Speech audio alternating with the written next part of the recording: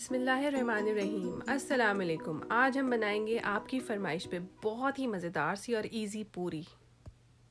अगर ये वीडियो आपको पसंद आई है तो सब्सक्राइब करें और बेल आइकन ज़रूर प्रेस कीजिए।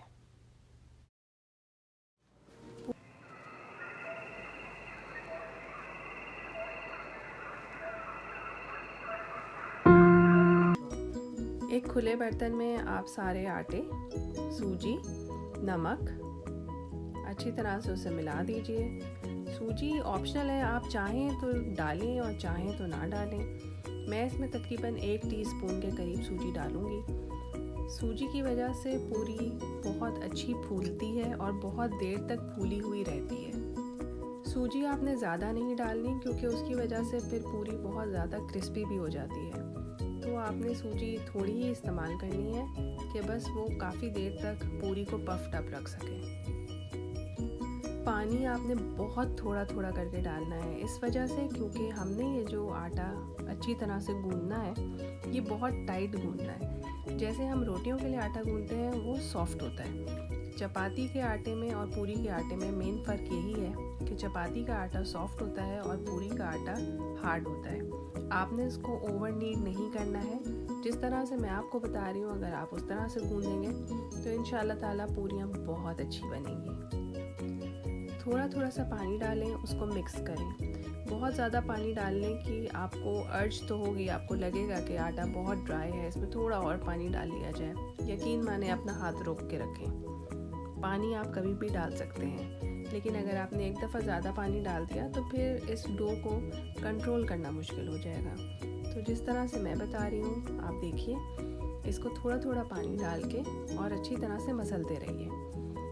खुद ही ये एक बॉल की फॉर्म ले लेगा। हाँ, डेफिनेटली वो बॉल जो है वो बहुत स्मूथ नहीं होगा और उसको बहुत ज़्यादा स्मूथ करने की आप कोशिश भी मत करें। इसमें थोड़ा सा पानी डालें, जितना सूखा हुआ आटा है वो सारा एक जगह पे जमा हो जाए और कहीं पे भी अब आपको सूखा आटा ना नज़र आ रहा हो। बस उस वक्त तक जो है आप इसको अच्छी तरह से मिला लीजिए। पूरी बनाना बिल्कुल भी मुश्किल नहीं होता, बस थोड़ी थोड़ी सी टिप्स और ट्रिक्स हैं जिनका ख्याल रखना होता है।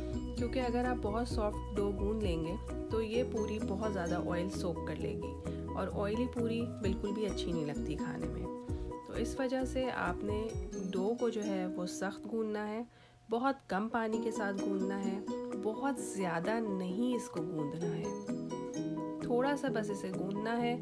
जैसे ही वो एक फॉर्म ले लेगा, जैसे मैं आपको दिखा रही हूँ, अब इसमें कुछ भी ड्राई नहीं है, आप इसे कवर करके रख दीजिए। 3-4 मिनट आपने इसको कवर करके रखना है। तो जितना इसमें फ्लेकी आपको नज़र आ रहा है डो और आपके दिल को तसल्ली नहीं हो रही कि ये आटा बहुत अच्छा गूंदा नहीं है, तो वो आपका सारा जो मसला है वो हल हो जाएगा।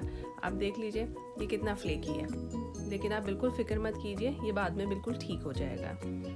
तो अब इसको इसी तरह से मैं रख रही हूँ और इसके ऊपर एक कपड़ा दे दीजिए। सिर्फ 4-5 मिनट इसे ऐसे ही पड़ा रहने दीजिए और उसके बाद फिर हम देखते हैं। ये देखें ये कैसे लग रहा है। अब उतना फ्लेकी तो नहीं लग रहा, ये खुद ब खुद स्मूथ हो गया।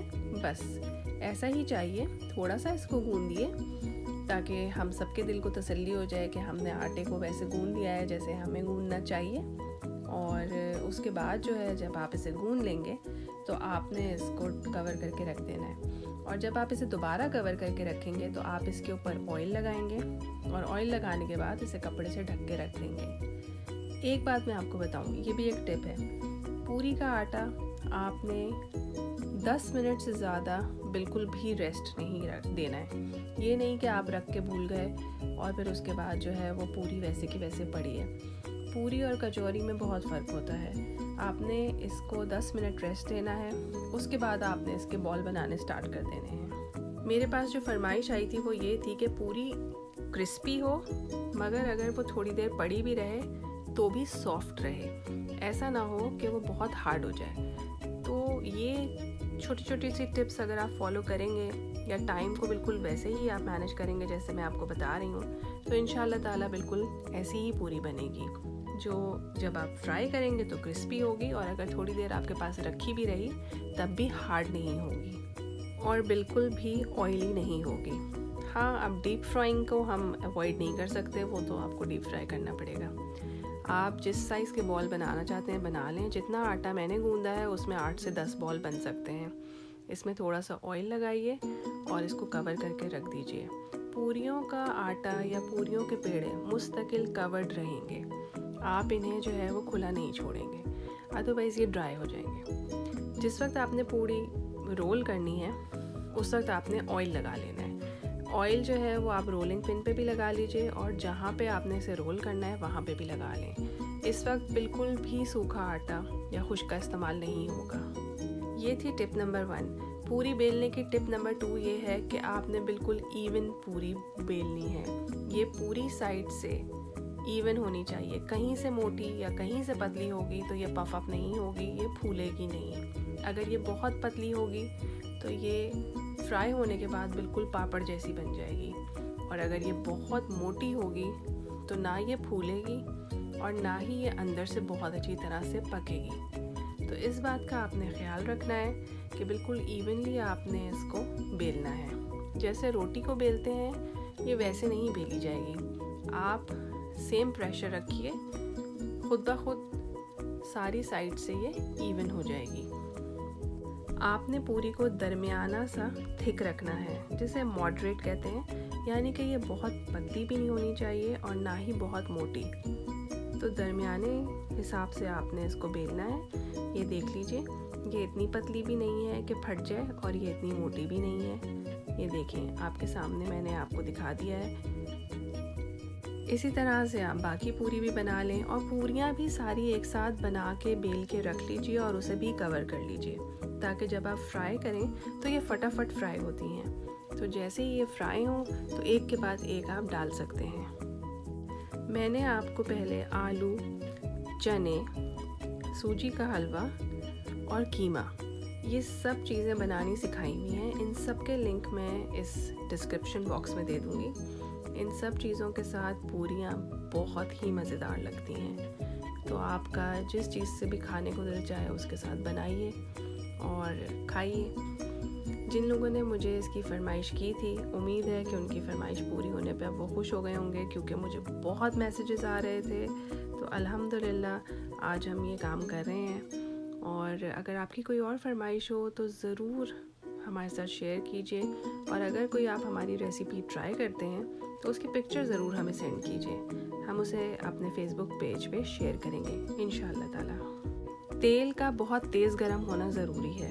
इसके लिए आप एक छोटा सा इसमें आटे का टुकड़ा डाल के देख लीजिए। जैसे ही वो फ्राई हो जाए और वो बिल्कुल ब्राउन नहीं हुआ, यानी जला नहीं, तो इसका मतलब है कि तेल सही गर्म है। ठंडा तेल होगा तो पूरी पफ अप नहीं होगी। पूरी डालिए, उसे थोड़ी देर के लिए रहने दीजिए। सेकंड्स में वो एक साइड से पक जाएगी और उसके बाद आप उसे पलटा लीजिए। इसको बहुत ब्राउन करने की या बहुत पकाने की कोशिश मत करें। पहली पूरी हमेशा पफ अप नहीं होती, ये मेरा तजुर्बा है। हो सकता है आपके साथ ऐसा ना हो, लेकिन पहली पूरी के बाद जितनी पूरियाँ बनती हैं वो सारी बहुत ही अच्छी और ख़ूबसूरत बनती हैं। अच्छी तरह से ऑयल निकाल लीजिए। इसको आप चाहें तो किसी किचन टावल पे रख लीजिए, या फिर अगर आपके पास कोई स्टील की छन्नी है तो वो रख लें। तो उससे भी ये होगा कि एक्सेस ऑयल जो है वो खुद ब खुद निकल जाएगा। ये देख लीजिए। दूसरी पूरी भी डालते हुए ख्याल रखें कि तेल उतना ही गर्म हो जितना पहली पूरी डालते हुए था। ठंडे तेल में पूरी बिल्कुल भी पफ अप नहीं होगी। ये देखिए, क्या कहा था मैंने आपसे, दूसरी पूरी हमेशा फूलती है और इसके बाद हर पूरी फूलेगी। तो इंशाअल्लाह ताला आप भी जब बनाएंगे तो बिल्कुल ऐसी ही बनेगी। बनाइए और अपना फीडबैक हमें ज़रूर दीजिएगा। देख लीजिए कितनी खूबसूरत पूरी है और ये बहुत देर तक पफ्ड अप रहेगी। जब तक आप इसमें उंगली मार के इसमें सुराख नहीं करेंगे, ये ऐसी ही फूली हुई रहेगी।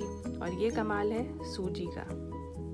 देखा कितनी जल्दी पूरी बन जाती है। सारी पूरियाँ आप एक साथ बेल के रखें और एक साथ ही इनको फ्राई कर लीजिए। मिनट्स में ये पूरी तैयार हो जाएंगी। उसके बाद इन्हें आप आलू की तरकारी या चने या हलवा, जो आपका दिल चाहे उसके साथ इसे खाइए और एंजॉय कीजिए। अल्लाह ताला इसी तरह से हमारे दस्तरखान आबाद रखे। इंशाअल्लाह ताला आपसे मिलेंगे एक नई वीडियो के साथ। अल्लाह हाफ़िज़।